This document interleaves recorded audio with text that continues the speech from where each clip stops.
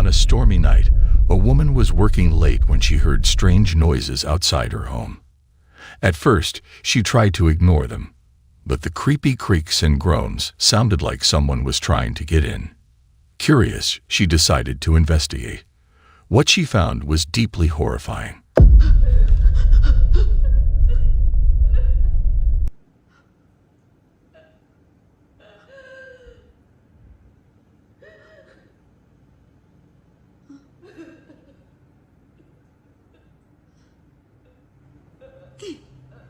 Kak Mia. Okay, come.